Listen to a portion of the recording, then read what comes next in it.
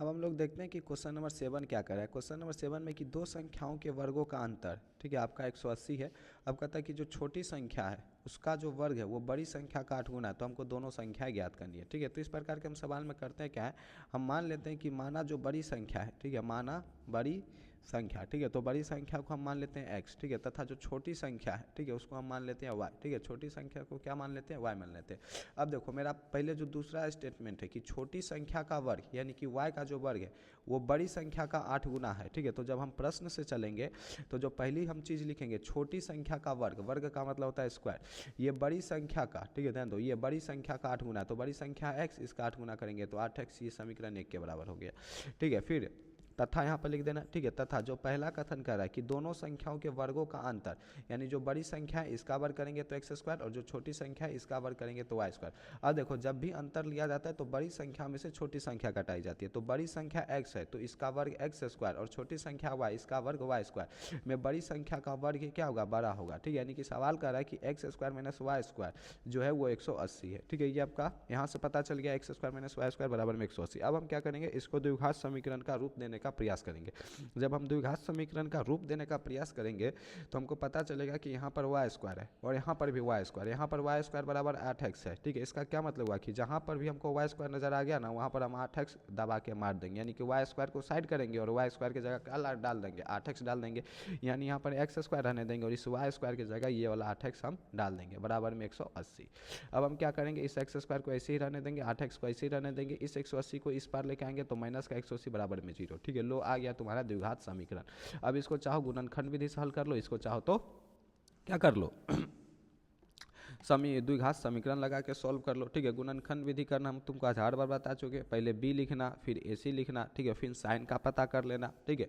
तो जब तुम वैसे करोगे तो पाओगे कि एक्स स्क्वायर ही रहेगा, ये जो माइनस 8x है इसको हम माइनस 18x प्लस 10x के रूप में ढाल सकते हैं। देखो माइनस 18 प्लस 10 करेंगे तो माइनस 8 आ जाएगा, और माइनस 18 इंटू प्लस 10 करेंगे तो माइनस का 180। यहाँ पर चूंकि ए की जगह 1 है और सी की जगह माइनस 180 है तो गुना होकर क्या आना है, माइनस 180 आना है, तो माइनस 18 इंटू प्लस 10 करेंगे तो क्या माइनस 180 आ जाएगा, ठीक है। कहेंगे भैया ऑब्वियस सी बात है आ जाएगा बराबर, और ये माइनस का 180 बराबर में 0। उसके बाद क्या करते, दो पद का एक टर्म बनाते ये और दो पद का एक टर्म बनाते ये, ठीक है। फिर इस वाले टर्म से हमको क्या कॉमन आ जाएगा x, तो बचेगा क्या, फिर एक्स स्क्वायर से x कॉमन लिए तो x बचा, और माइनस 18x से x कॉमन लिए तो माइनस 18 बचा। यहाँ से हम प्लस 10 कॉमन ले लेंगे तो यहाँ पर x बचेगा, और 180 से 10 कॉमन ले लिए तो माइनस 18 बचेगा बराबर में 0।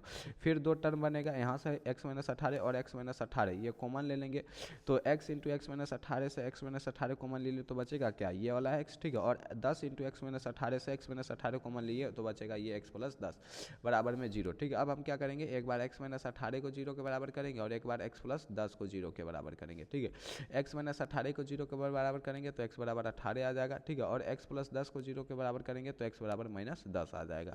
अब आपको कॉमन सेंस का इस्तेमाल करके बताना है, x बराबर 18, ठीक है, और x बराबर 10 में कौन सी संख्या संभव है, ठीक है। अगर हम x का मान 10 लेते हैं यानी कि वाई स्क्वायर बराबर मेरा आ जाएगा माइनस का 80, ध्यान दो, ठीक है। वाई स्क्वायर बराबर क्या है, 8x है। अगर हम x का मान गलती से मान लो माइनस 10 ले लिए तो वाई स्क्वायर बराबर क्या आ जाएगा, माइनस का 80 आ जाएगा। अब कॉमन सेंस का इस्तेमाल करके बताओ, क्या किसी संख्या का वर्ग, y एक संख्या है, क्या किसी संख्या का अगर हम वर्ग करेंगे तो क्या कभी माइनस 80 आएगा, ठीक है। ध्यान दो ये वाई स्क्वायर है और वाई स्क्वायर बराबर 8x, अगर हम x का मान माइनस 10 ले लेते हैं तो वाई स्क्वायर बराबर हो जाएगा माइनस 80।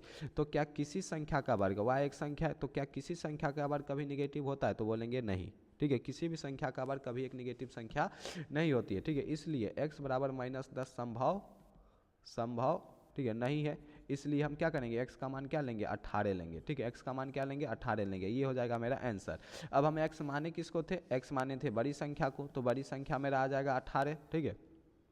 ध्यान दो बड़ी संख्या क्या आ जाएगा, 18 आ जाएगा, ठीक है, जो कि x बराबर हम 18 लिख लिए, यही हो गया आपका बड़ी संख्या। अब छोटी संख्या निकालना है तो यहाँ से निकल जाएगा छोटी संख्या, वाई स्क्वायर बराबर में है आपका कितना 8x, ठीक है, 8 इंटू एक्स। अब 18 80 हो जाएगा 144, ठीक है। अब वाई स्क्वायर बराबर 144, ठीक है, तो स्क्वायर उधर भेजेंगे तो चढ़ जाएगा इस पर रूट, तो वाई बराबर आ जाएगा आपका 12। 144 का रूट निकलेगा तो क्या हो जाएगा 12, तो वाई बराबर आपका आ गया 12, ठीक है। यानी कि बड़ी संख्या आपका हो गया 18 और छोटी संख्या आपका हो गया 12। इस तरीके से आपका क्वेश्चन नंबर 7 भी कंप्लीट हो गया। अब हम देखते हैं क्वेश्चन नंबर 8।